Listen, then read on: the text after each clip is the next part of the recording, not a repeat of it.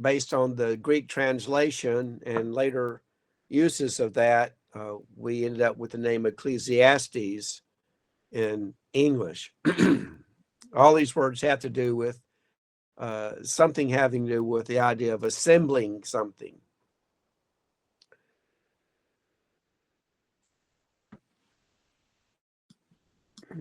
So let's see.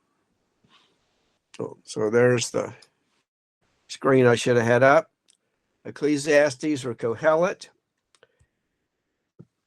So, as I said, this term comes from the Greek translation of the first verse, the words of Ecclesiastes, and this is based on the word ecclesia, a gathering or an assembly. Of course, it's the same word in the New Testament we have for what we translate as church, which simply just means assembly or a gathering. So Ecclesiastes became the title because of this translation of the Hebrew word Kohelet, which also has to do with a gathering or an assembly, and but also it's the words of a person who's called Kohelet, and why he's called Kohelet is also an intriguing and issue to try and solve. So this name Kohelet,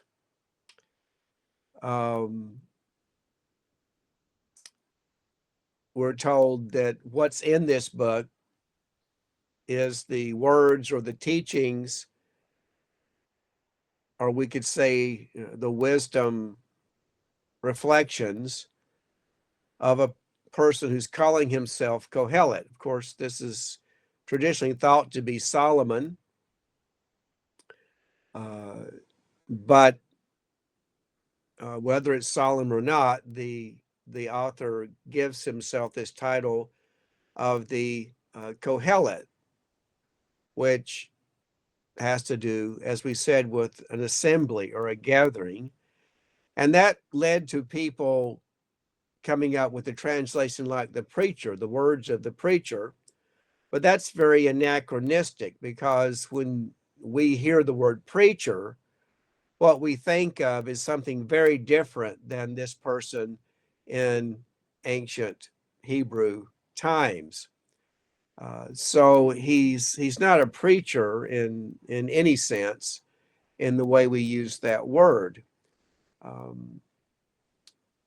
So that's misleading.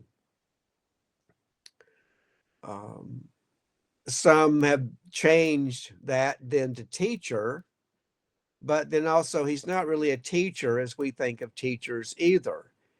He's a wise person who's reflecting on his struggle to understand life, and he's left these thoughts behind that we can read as revelation from God, because God allowed these particular reflections to end up in Scripture.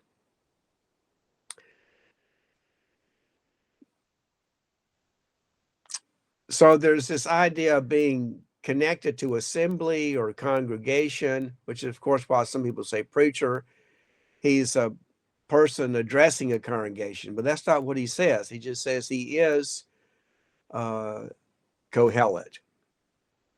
And so he's not someone just speaking to a group or speaking to a congregation. He is somehow an assembler or a gatherer. So it could be that what he's saying is he's identifying himself as a person who's very much involved as a vocation or as a hobby, but he's very much involved in assembling wisdom. And that's what he's done in this book, is assemble together wisdom that he has gathered and collected and put together in this particular way. So it may be best to translate it something like the collector. He collects wisdom, and he has given us wisdom reflections by doing so. And a lot of it's been collected as he's gone on a quest in his own life to try and understand the world around him. The traditional preacher teacher words don't really get to what's going on here. They're more anachronistic. They read modern ideas back into this ancient text. But in his own historical setting, he's a person who is engaged in wisdom research. And we have his particular presentation of his search for wisdom in this book as one who is trying to collect or assemble wisdom.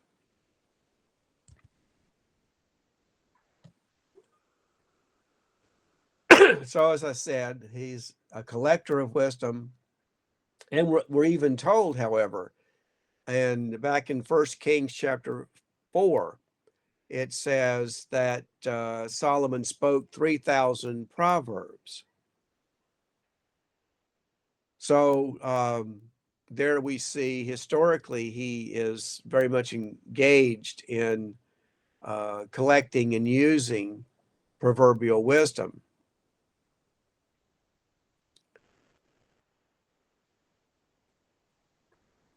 So Solomon has become the traditional author, at least, of not only Proverbs and Ecclesiastes, but Song of Songs. In Ecclesiastes 12, at the end of Ecclesiastes, he speaks of vanity, although that might not be the best translation. But he explains that life has this Hebel quality, this vanishing and kind of empty quality, that it's hard to understand. It's not concrete. It slips through your fingers. The NIV's translation, meaningless, I think is very incorrect, because he's not trying to say that his conclusion is that life is meaningless so that he becomes suicidal and thinks life isn't worth living. That's not his point. He's saying that it has this hard to grasp quality. So he is a collector of wisdom. Now, he says that life is Hebel, which gets translated vanity lots of times, as we just mentioned. So a number of translations, vanity of vanity, all is vanity, meaning all is empty, all is vain. NIV says meaningless. Another version says everything's to no purpose. The Jewish translation says that it's the greatest futility. Life is just futile. And that also reflects what the Greek translation did. The Septuagint also came up with futility in Greek. But all of this is very kind of negative, and it's kind of a very cynical and defeated type of mentality. Oh, it's all just, vain to even try. It has no meaning. It has no purpose. I don't really think he has that view of life. But he understands that there's a certain frustration in trying to figure life out. So this word Hebel that he uses in Ecclesiastes, that life is Hebel, the greatest of Hebels, Hebel, Hebelim, which becomes vanity of vanities in the King James. How is this word used elsewhere? In Genesis 4, it's the same word of Adam's second son, which we think of in English as Abel, Cain and Abel, but Abel is based on the word Hebel, actually. And we wouldn't say that his life was meaningless, but it was a life that, because his brother murdered him, it was a life that fell short of its full potential. The meaning that it would have had was not realized. But even for his few days of life, it still had some meaning. But he did die young. So his life was fleeting. It wasn't fulfilled. It was here one minute and gone the next. In 2 Kings 17, we have a text talking about people who follow Hebel idols, and therefore they become Hebel. NIV translates it worthless, and the Jewish publication says deluded. The English Standard Version has false. So these idols are Hebel, and these idols, of course, have lots of meaning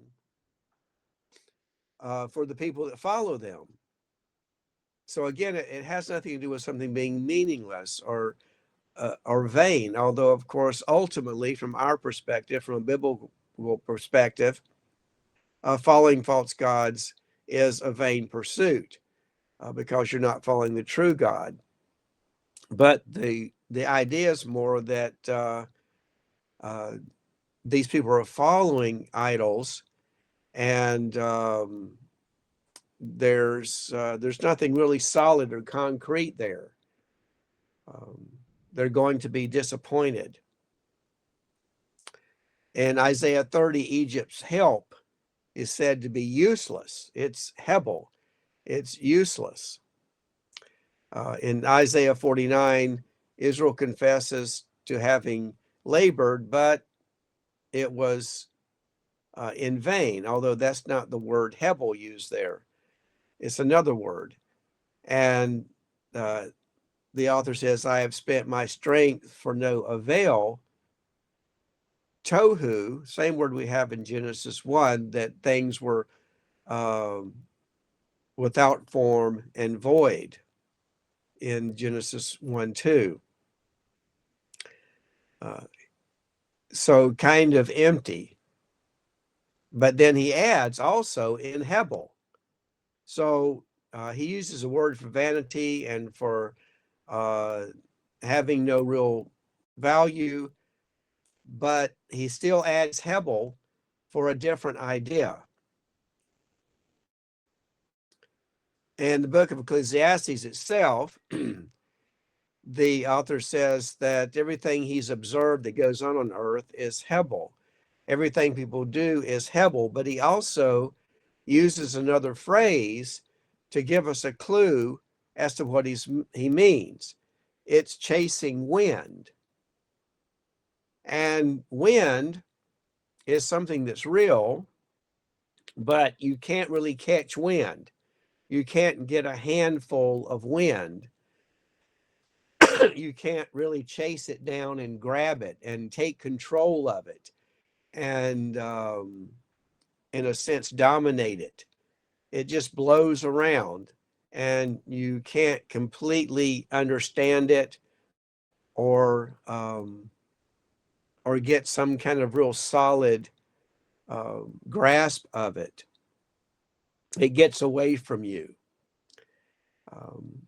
So that's a clue as to what he is trying to say when he says something is Hebel.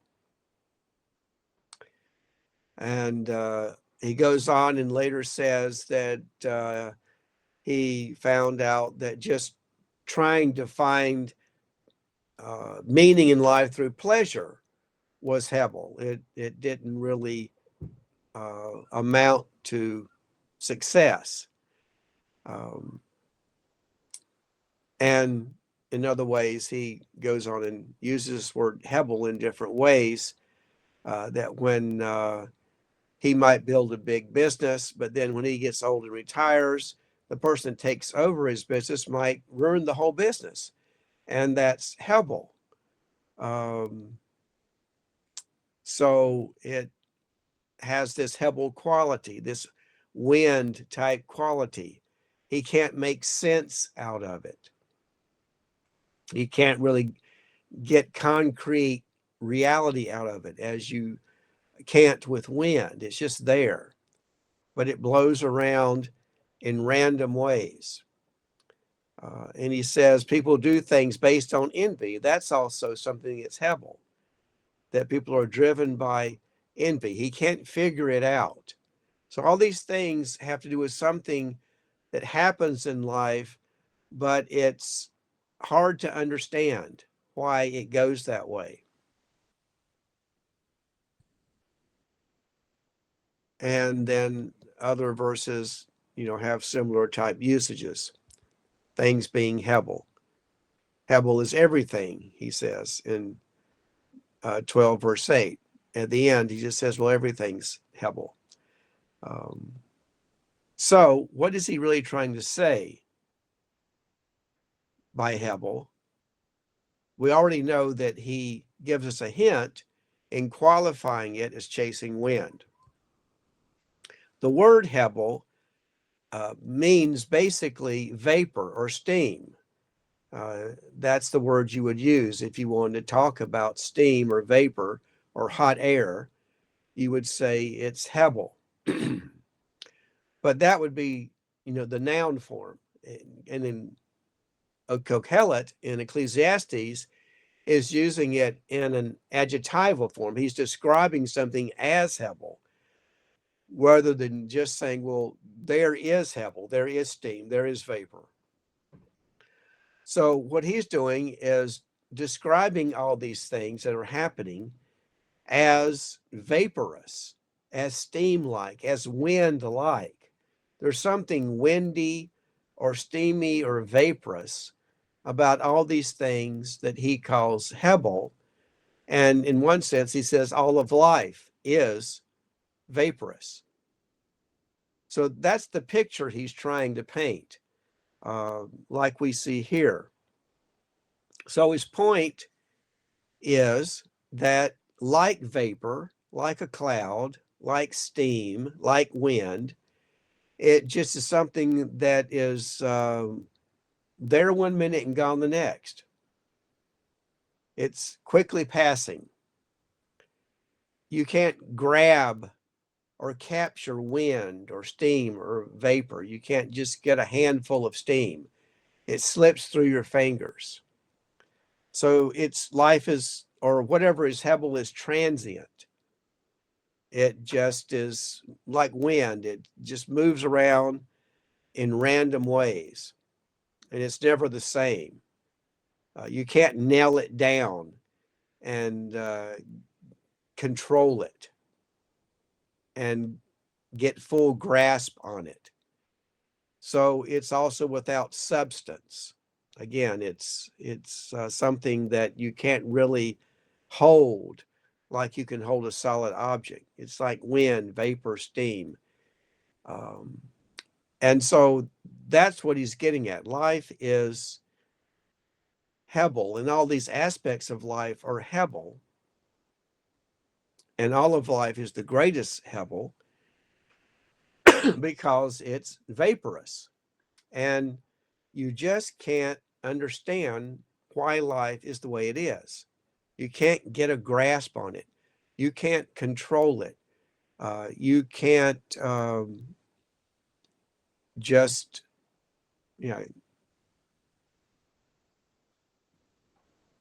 get a solid, firm understanding of life. And that's what he means by it being Hebel. Life is confusing and challenging and curious, but also captivating, but you can't capture it, and all these kinds of ideas. It just simply eludes our full understanding and interpretation. Um, and every time we try to grab it and control it and define it, it slips away. So that's why it's frustrating. We want to understand. It actually goes back to this idea of the frustration of being human, of being finite. And we can't get an infinite understanding of why life is the way it is. Only God has that. And because he's infinite, but we're finite, we're limited. And so we can't get this full understanding of what life is, why it happens the way it does, why things happen the way they do. And so we remain in this enigmatic state of existence where we're always trying to make sense out of everything, but it eludes us. So that's really what he means when he says life is Hebel. Not that it's meaningless, but that it is something we can't get hold of and fully explain or understand. So there's lots that's mysterious to us. Now, this Kohelet person, of course, traditionally is thought to be Solomon, because in verse 1 he says he's a son or descendant of David and king in Jerusalem.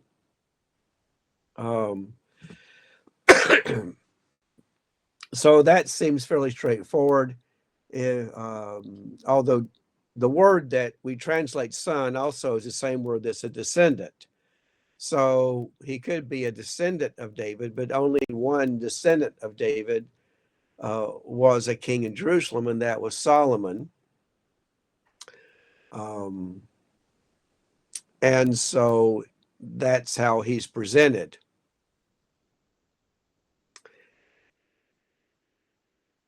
And he speaks of himself as having more wisdom than anyone who has ruled over Jerusalem before.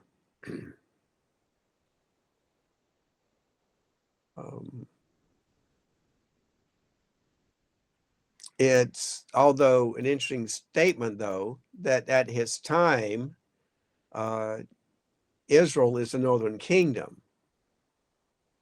And he's actually ruling Judah, the southern kingdom, at this time, or right before it splits.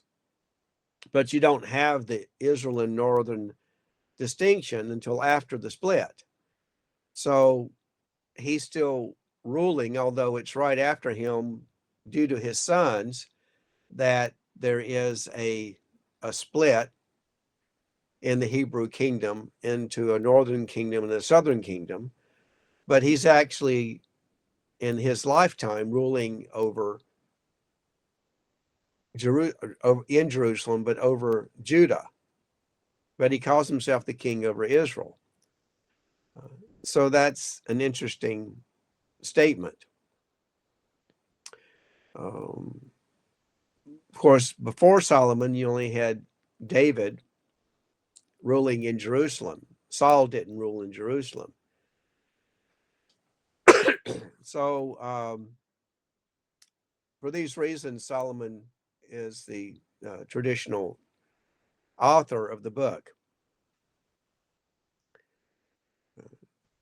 He begins by talking about how weary life is. Again, it goes back to this idea that he's trying to chase life. He's trying to go on this quest of research and experimentation to try and understand life. And as he keeps saying, it's Hebel, it's vaporous.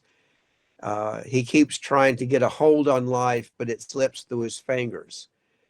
And he can't get a lot of really solid answers. So he's saying that he's weary, he's tired from this chase that is almost an impossible dream to actually find a way to understand life. And the things in life, he says, there's so many things in life that we don't understand, that it's like your eye never quits seeing them, your ear never quits hearing them. And what's happened before is going to happen again. Uh, Life has all these repetitions. It seems like we don't really ever improve. We just keep making the same mistakes. And he has this characteristic phrase, nothing new under the sun. By under the sun, of course, he means life here on earth. So he's saying that it's like nothing new really happens, in the sense that we don't really move to a major new level of understanding and having a grasp on life. We just keep making a lot of the same mistakes and coming up empty handed, because life slips through our fingers. The meaning of life slips away just like steam would slip through our fingers if we tried to grab it. So he begins with that kind of uh, statement about his frustration and being weary of this task. Again, Ecclesiastes, like the other poetic books, although here we have a wisdom book, but uh, certain parts of it also are poetic in that it's written in the parallelism of Hebrew poetry.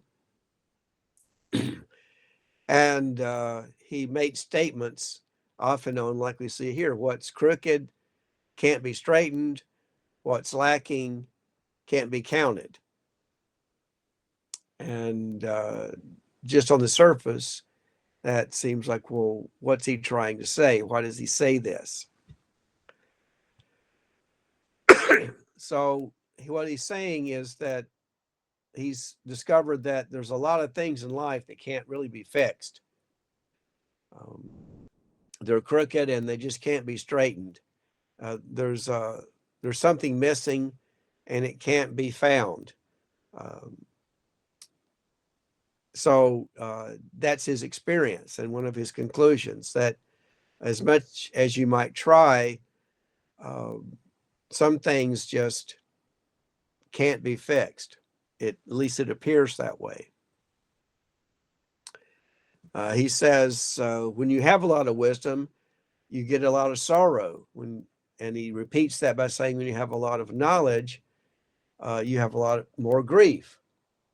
And yet having wisdom and the kind of knowledge that's used in the right way, in a wise way, is supposed to be a really positive thing. It's supposed to really mean that you you have a much better way of understanding life than other people, because you have wisdom.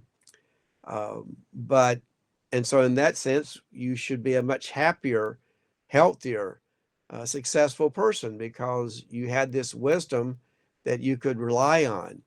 But here's Solomon, wisest person in history, uh, and if this is Solomon, with all that wisdom and success, he's still saying that you just get sorrow the more wise you are. Now, why would he say that? Well, his point is not that wisdom itself, uh, even if you use it, makes you sad, or it's a bad or sad thing to actually be wise. He's saying that in practice, what happens is that the more you search for knowledge, the more you learn, uh, you end up having more questions than answers. So you employ knowledge, you employ wisdom, you try to understand things, but and you do you do learn things, but you never get to the end of it. You haven't figured it all out. You just have more questions. You answer some questions and then you have more questions. And there's no end to trying to solve all these questions of life. That's what he's saying is his experience. And so he says, even though that's true, it's still better to be wise than be foolish. Just like it's better to have light than be in darkness. You can be in darkness and you can still do some things, but not like you can when you have light. And so wisdom, even with its imperfections, is still better than being a fool, because he says a wise person has eyes in his head, which he means, he can see where he's going. It's like being in a lighted room. A fool, however, is in darkness because he makes bad choices. He stumbles about and doesn't follow the light. But he still then says, in the end, whether I am wise or foolish, whether I'm in the light or the dark, I'm still going to die, just like the fool. So all this knowledge and wisdom and experience and insight and light seems better than being in darkness and doing foolish things, but it can't save you from death. So his point is that you have to make use of wisdom earlier in life and consistently in life before you do die, because then you haven't had a life with wisdom. If you're foolish for a long time and you die, then you never had any wisdom. If you wait too late to have wisdom, then you may only have wisdom for a little while before you die. So he realized that wisdom has value for living life, but you aren't guaranteed necessarily a long life, and you are guaranteed death at some point. So is wisdom bad or good? And so he says, I realize that he's also going to die like the fool, and that seems vaporous. It's something that he doesn't really understand. Why wouldn't being wise maybe save me from death? It might save you from an early death, but ultimately there is death. And so then he concludes that even wise people or foolish people won't be remembered. So there are a few people that are remembered in history for certain great accomplishments, but in general, you can have a really wise life and another person can have a really foolish life, and neither one of you will be really remembered very long. You'll be forgotten, and then both of you will die. So what's his problem? And so then he talks about wisdom related to practical aspects of life. And he talks about wisdom in work. And there he observes things that go on in the life of work that are difficulties. And the first one is that he can work. He can be a workaholic. He can work all the time and work hard. He can build something very successful and noble, and something that even might make him famous or very successful or very wealthy. And he can have a great success in his work. But still, at some point, someone else has to take that work over. And there's no guarantee that the person that takes it over will be wise or foolish. And if it's a fool, then all of it will be lost. And what he's succeeded in building won't keep existing. And some foolish person will control what he spent all that time doing. So, what was the point of doing it all if a fool is going to take it over and ruin it? Is his concern. And that's what he says. This is Hebel leaving your work to someone who didn't work for it. You had to do all the work to build the business. Someone else might just inherit it. And he didn't do all the work that you did to build it up. So he has a different attitude about it. And he says, this is Hebel. It's this vaporous, hard to grasp issue in life. But it's also Ra, that word again that often is translated evil. And in the King James, it says this is an evil, but it's not evil. It's not demonic. It's not devilish. It's simply a big problem. So he wants to know, what's the solution? What do you get for all that you do? To work so hard and to be in pain and not get enough sleep, to work for something that someone else ruins. So that's when he makes his first statement about the best thing you can do then is eat and drink and find satisfaction. And people have often taken these passages and seen what he's saying is a kind of hedonism. In other words, life is difficult, life is hard, life's unfair, life has all these problems. So you need to, from a hedonistic viewpoint, you need to give yourself to lots of pleasure to make up for all the pain that you have in life. So the hedonistic approach is to abuse pleasure to make up for the pain and frustration you have at work.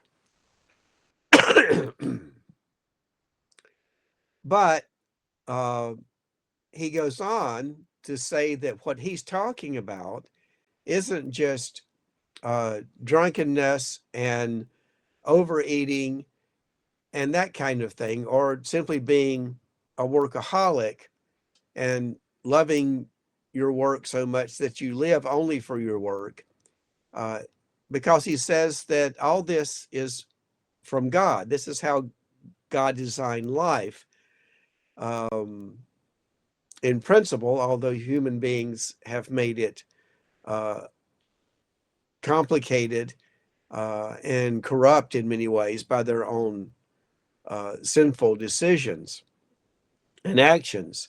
But the idea is that he realizes that God has also given us a life that involves eating and drinking and working. And so he isn't saying just numb yourself to all your pain through an abuse of food, an abuse of drink, and an abuse of work. He's not saying be a hedonist and just solve it all with all the physical and sensual pleasure that you can find time for.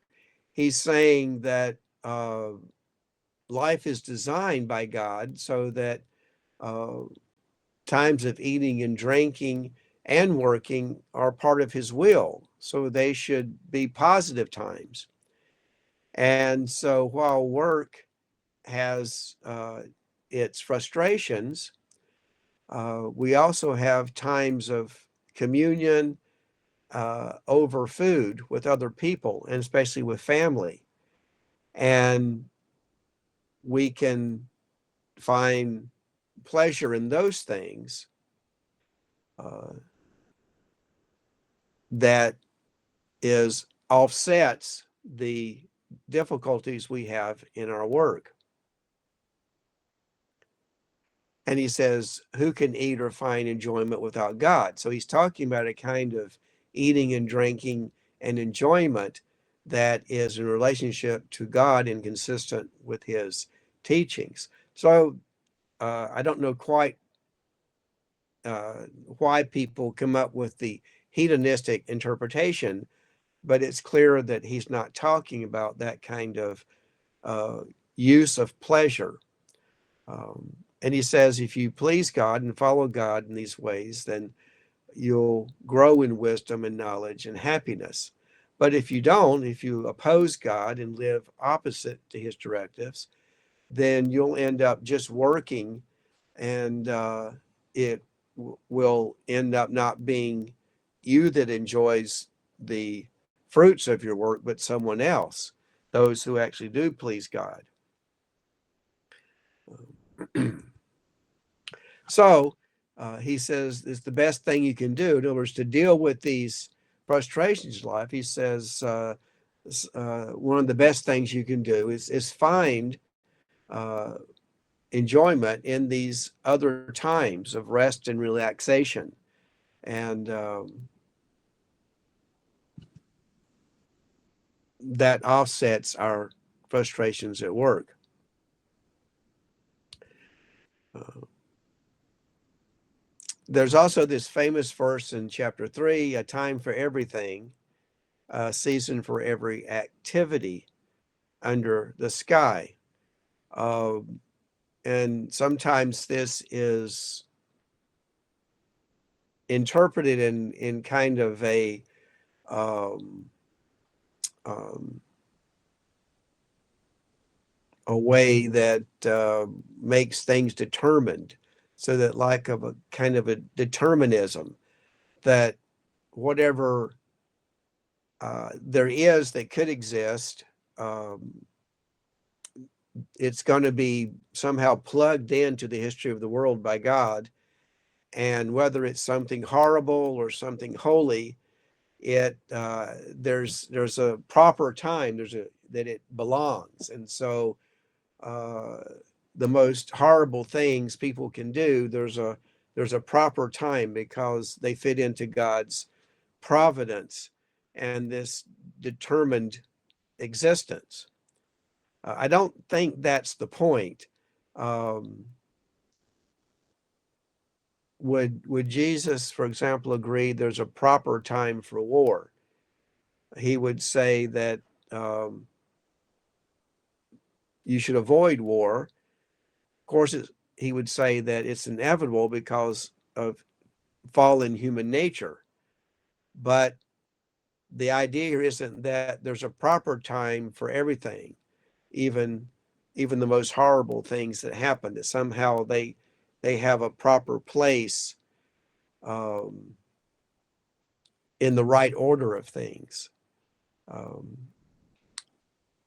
so that would seem to make anything that's bad somehow okay. Um, so is this verse really supporting the ideas of determinism or predestination, even if it's a very horrible thing? Again, we come back to the philosophical problem that if God actually is the source of something very horrible, then he would have to somehow have a horrible aspect to him uh, to actually um, make it exist uh, for some purpose. So if you just read this out of its larger context, then on the surface, it can be taken in this way that sounds very deterministic or predestinary, that somehow anything that happens, everything that happens, uh, from the most wonderful thing to the most horrible, wicked thing, has kind of a proper place. And you don't have to really be too upset that it happened because um, it kind of fits into this having a time that that justifies it. But if you follow that line of thought, then if a woman is raped, you'd have to, in a sense, not really be too upset because, well, it's justified by fitting into the fact that it was a proper time uh, in God's economy for that to happen. It had to happen. It needed to happen. Uh, but if you think of it that way, then it can hardly be viewed as wrong or or sinful. But of course, we know it is. So these kinds of statements can often be taken in extreme ways, especially when they're just read by themselves out of a greater context. So he still goes on to talk about work and says that he wonders what people really gain ultimately from all this work. But again, he says, God made everything beautiful in its time. Again, if you read that like the other verse in just kind of an isolated propositional way, then you would end up saying, well, a rape is beautiful because it just happened at the right time. That's not what these kinds of statements are getting at. They're all part of a larger context of a point he's trying to make that that as he goes on, that we have this sense of eternity. In other words, again, like we talked about before, we want to have an eternal perspective. We want to understand everything. We want to know what's the meaning and purpose of everything and why did things happen. And we don't know that. And yet we struggle trying to make sense out of, especially when really horrible things happen. And what was the reason for that? We don't understand what God's doing throughout this whole picture. So we want to understand it all, but we're finite and we can't. But still, God, who is infinite, has, in a sense,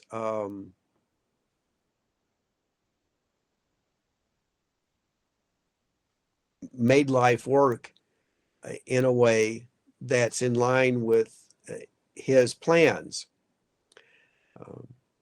So he's really talking about, in this whole context, about the frustration of hard work. And he realizes that work has a proper place in his life and in God's economy, even though it's frustrating. And he wants to have a full perspective from God's point of view as to why life is this way, but God doesn't allow that because he's made us finite. Only God understands everything from beginning to end. So the point of something like this, again, isn't that the most horrible things are beautiful. Then we'd have trouble fighting against human atrocities if they're actually beautiful. We wouldn't say that the Holocaust was beautiful. So what's his solution?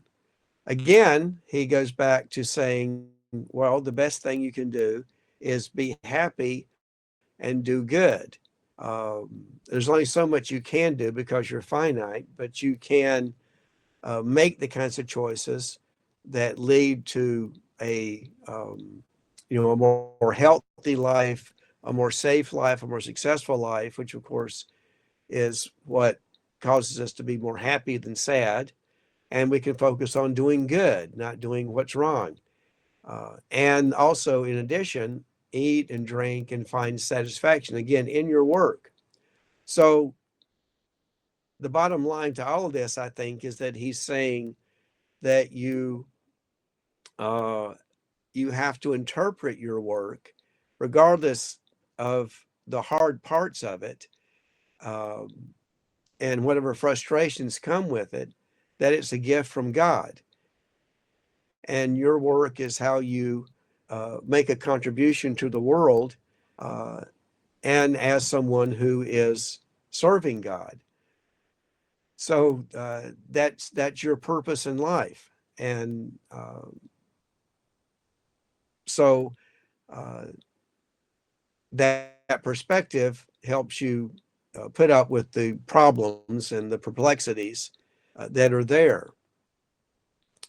Um, and you also have the opportunities to find rest and relaxation uh, and refreshment when you eat and drink with family and friends and have those kinds of times to recharge to go back to work again.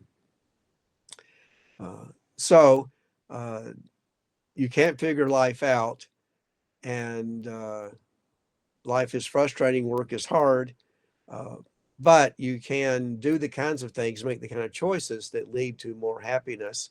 You can do good instead of doing bad, and you can engage in your work with the sense that I'm serving God even in my work. So it might be hard, it might have frustrations, uh, but it's how I'm also serving God and serving other people. So you can think of your work in a very noble way. That doesn't make all the problems and hard parts go away, but it gives you the right perspective.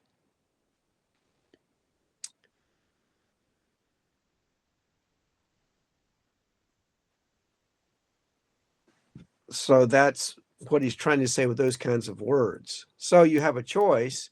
You can be cynical about how life is enigmatic and hard to understand, and also has its share of physical and emotional frustrations. You can let all the kind of hard parts of life make you cynical, or it can make you trust God more. That's a choice we make. And then he reflects on other frustrations in life, how that a lot of what happens in work, people do a lot of hard work because out of envy, and they work from that bad motive for what they do. And he says this is something else that's has this empty, um, um, wind like, unsolid character to it. People that are living this way are kind of wasting their life. They only have wind in the end because they have the wrong motive. They're just chasing wind if they work with that kind of perspective. Um, but with the right perspective, then work with all its frustration isn't Hebel.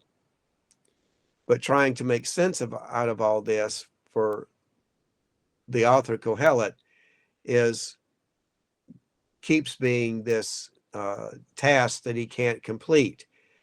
It's chasing wind. He can't really get it all figured out. He can't uh, get it completely understood and wrapped up in a package with a bow on top. He can't really complete his uh, quest of explaining and understanding life. It's an ongoing challenge. So, um, yeah, he keeps other things about work. He just talks about other situations that are frustrating, all with the same principle, though. Um, and another solution he arrives at, he says it's better to um, be in a group, uh, or at least have one other person than working alone. Because if you're a loner in life, if you don't rely on other people, if you don't have coworkers and things like that, then a person that's alone, if he falls down, no one's there to help him. And that can be a sad situation, depending on the reason why he falls down. Uh, but if you have a traveling companion and you're in cold weather, uh, if two lie together, they can keep warm. If you're by yourself, you don't have that option. And he says if you're attacked, if you're with another person, then that person can help you defend against the attacker.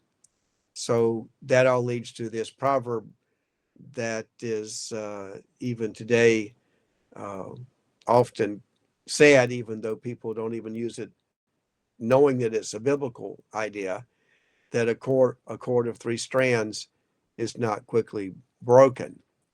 And you'll know that ropes often uh, are made up of at least three or four strands of rope to make one strong rope. One strand isn't enough. He turns from work to talk about wealth. And again, he just recognizes a lot of the hard to understand things that happen in life, but also to give advice. And so here in chapter 5, he tells the reader that, if you see poor people being taken advantage of, and you see injustice, people being denied their rights and things like that, he says you shouldn't be surprised, because that's just a natural outcome. Although it's a bad outcome, but it's still just an understandable outcome when you have a society that's structured with hierarchy. That is where you have a king on top, then you have officials under the king, and they're over other people under them that are less powerful and less fortunate than the officials they serve, but then also there are people under them. And so they're better off than those lower people. So when you get this kind of layered society uh, where powerful people are in different levels of power, but they always have someone under them, then it's just going to work out by the nature of, due to human nature, and just to this situation, that people are going to take advantage of the people below them to be in a higher position where they're better off than the people below them. And so you shouldn't be surprised if the poorest people are oppressed. That's how this kind of society works, where you have to step over someone to get yourself to a higher position. Um, so he says the principle of all this is that whoever loves money never has enough money. Um, so there's a sense in which, as people get wealthier, they never reach a point where they say, well, I don't really want any more. I don't need any more money. I don't want any more money. Somehow they always think they need a little more. But that's by loving money. It's at least theoretically possible you could not love money, but you could just use money. And a person like that could still have a lot of it, but uh, also reach a point where they don't really need anymore or want anymore. Uh, so the key here is it's the person who has uh, made money something they're devoted to, that they love more than anything else. That's the kind of person who can't ever have enough. Uh, there's one of the famous in the past century or so. I forget who it was now, but one of the famous, very wealthy tycoons in the United States history, um, who had a vast fortune of wealth and properties and so forth. And he was asked one time, how much is enough? And his answer was, well, just a little bit more. Uh, so there was no end to, having enough. He could never reach enough. He would always want just a little bit more. Um, and Kohelet says, well, this is Hebel. Living like this is like chasing wind. It's really empty in the end, um, because it's living for something that doesn't really give the best benefits, only earthly benefits. So this kind of approach to life or to wealth, he says, is it's like uh, steam. You can't really grasp it. You can't understand it. It's a part of life that again is hard to explain. Um, but that's part of the life, normal life that he observes. This is how society works and how people behave all around him, and he's trying to make sense of it all. But he keeps finding out that he can't come up with a complete, satisfying answer or explanation. So he deals with a lot of perplexities and enigmas in life. Uh, he says, I looked around and the earth, and I saw that, in places where you expect there to be correct judgments made and where justice would take place, uh, where right thinking is supposed to take place, and people are supposed to get justice and laws be applied properly. He says, when I look at those places, I don't see righteousness, I see wickedness. Um, but then he says, he decided that, well, everyone's going to be judged. The righteous and the wicked will be judged. And there'll be a time when all this kind of judgment takes place. Um, and again, he looks around and sees people being oppressed, and they're so oppressed that they're in tears. But there's nobody helping them. And the ones that are doing the oppressing, they have no, um, you know, remorse. They don't show any intention of a repenting of what they're doing. And that's one of the realities of life that he observes. But it frustrates him. He wants to understand, why is life this way? But he can't solve this. And so that's again why he sees life as Hebel. He can't really grasp it. He can't get hold of it. He can't explain it. He can't turn it into some solid answer to solve the problem. Again, and also what's interesting with the idea of Solomon's authorship is that he writes all this, explains all this, how there's all these problems. And in fact, at one point, he makes a statement like, there's this kind of problems happening and there's no way to solve it. And yet you might think, well, wait a minute, he's the king in an autocratic type of government. All he has to do is give an order and it's done. And yet he's saying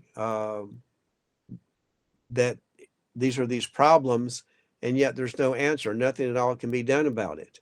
And you wonder why he as king can't do something. So it's kind of an odd juxtaposition between him as king and then his confession of a total inability to solve certain things or to have any impact on them. Um, so he sees, there are righteous people, but then they die young. He sees wicked people; they live long, and so this is this idea of that why do the wicked prosper in Ecclesiastes, which is a concern he has, uh, which compared to Job is more about why do the righteous suffer, and Kohelet's wondering why do wicked people prosper.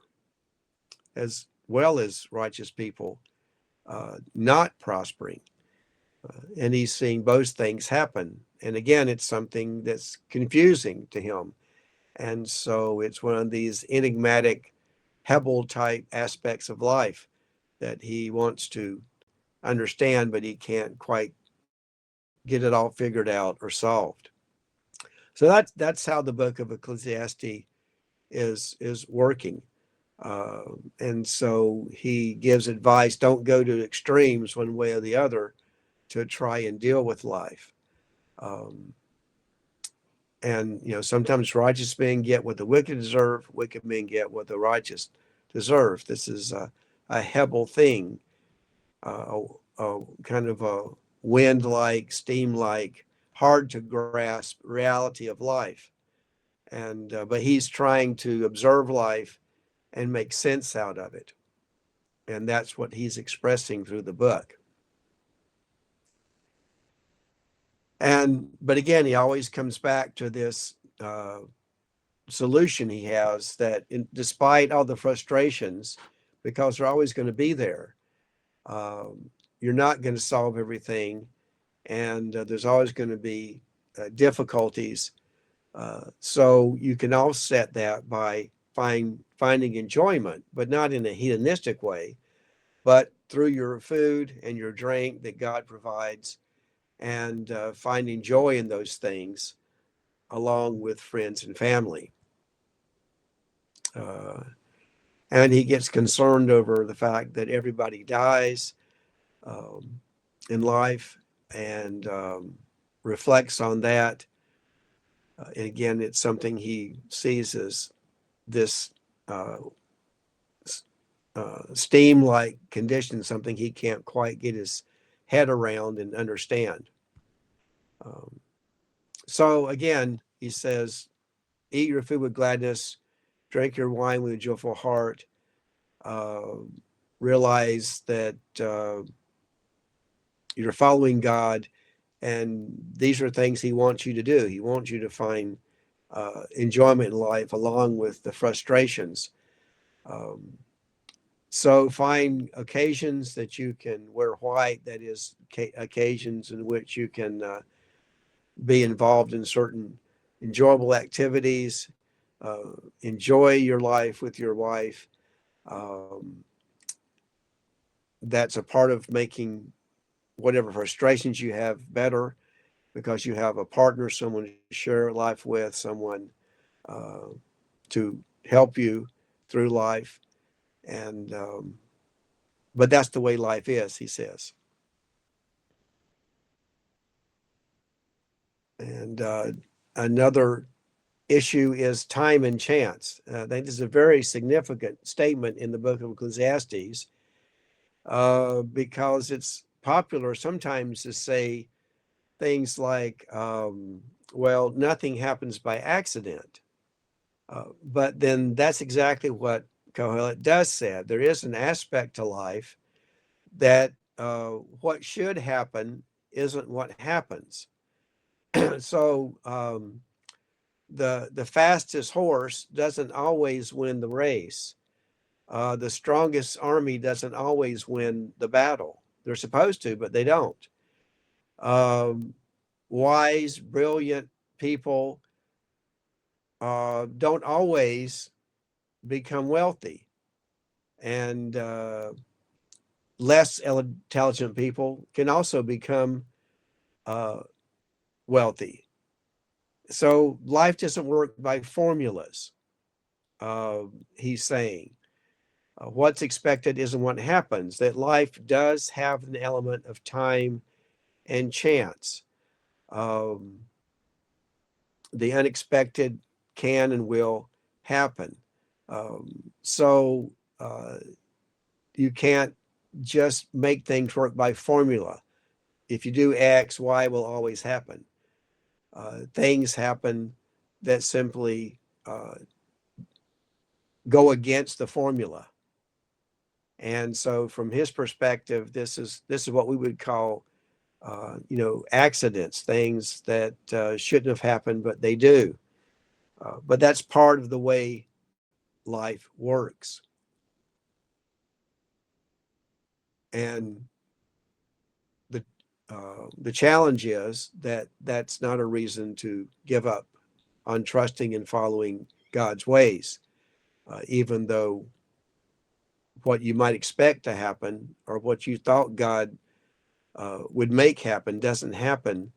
Um, you still are expected to exercise faith, uh, whatever is the outcome of various events.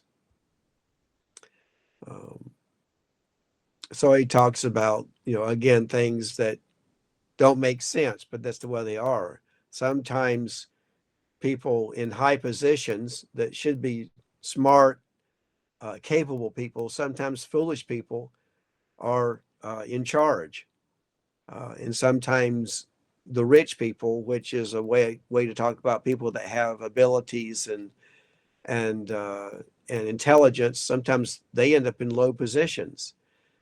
So you can have a slave on horseback, meaning a ruler. A slave becomes a ruler, or a prince becomes a slave. Life just works in these inexplicable ways at times. There's no formula. It doesn't always work in some way um, that if you do X, you always get Y. And so he gives other advice. And then he gives a section of Proverbs. Um, and as part of his wisdom experience, and talks about things you do in life that aren't things you want to do, but they're good to do because they teach you lessons. Um, and so sorrow has value as well as happiness, because there are values that come from times of sorrow, just like there are values that come from times of happiness. They both have their place. Um, and he makes statements like this: uh, the end of something's better than the beginning, because it's only at the end that you have the full perspective, and when you learn lessons from something. And at the beginning, uh, you don't really know anything yet. You haven't learned anything yet. But you have to go through a lot of things sometimes and get to the end to see the value of what you were going through. But when it begins, it can seem uh, like it's something you don't want to be involved in. But in the end, sometimes you look back and say, "Oh, well, I'm glad I went through that." That's just the way life often works. So this is wisdom. Just what these wisdom writers are doing, observing what happens in life, and then trying to draw wise principles from all these experiences. Um, so the book just continues that way.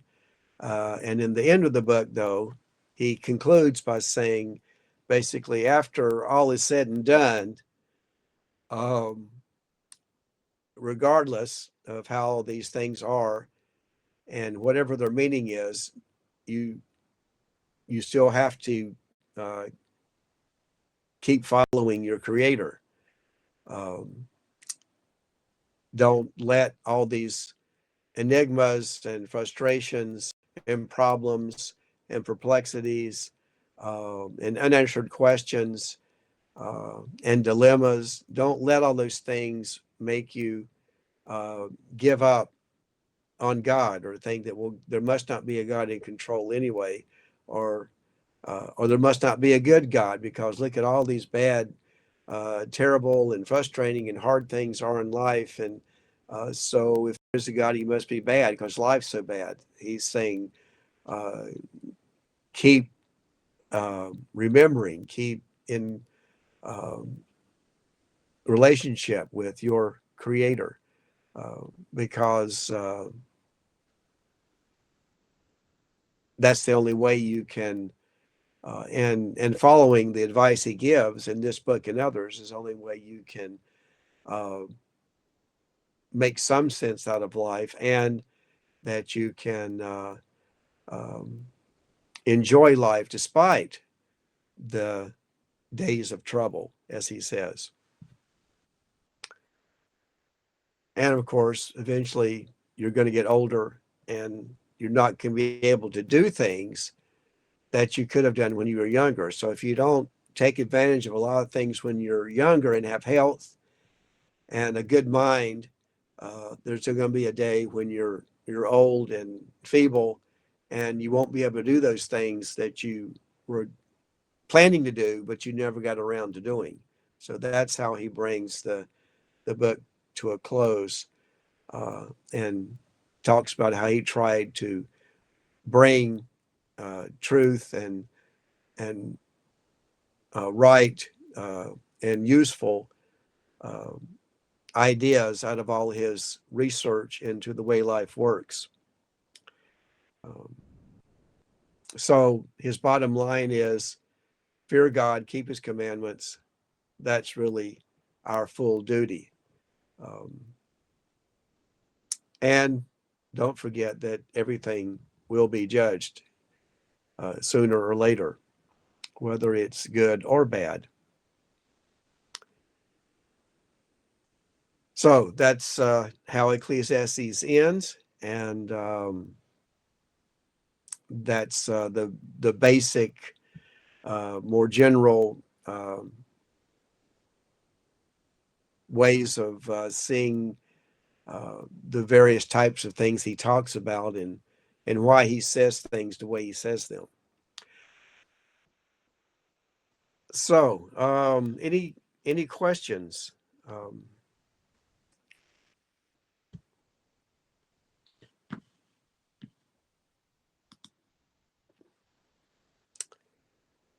Okay. Well, yes. There's a Thank question? you. Yeah, thank you, Professor, for your good presentation. These wisdom words, can we say that they have generally truth or they are situational to interpret?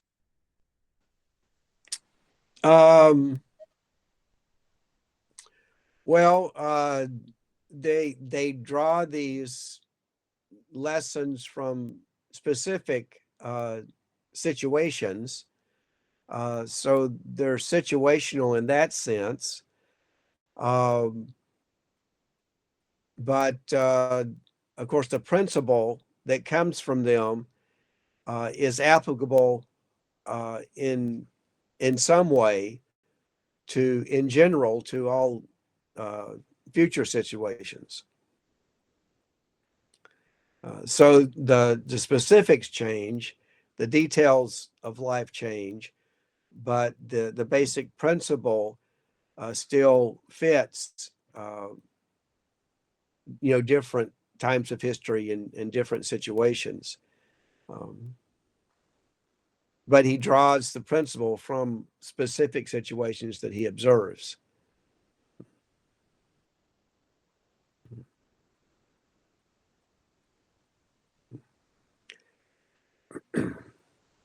Okay, I'm gonna take a break for 2 or 3 minutes, and then I'm going to start talking about the Book of Psalms.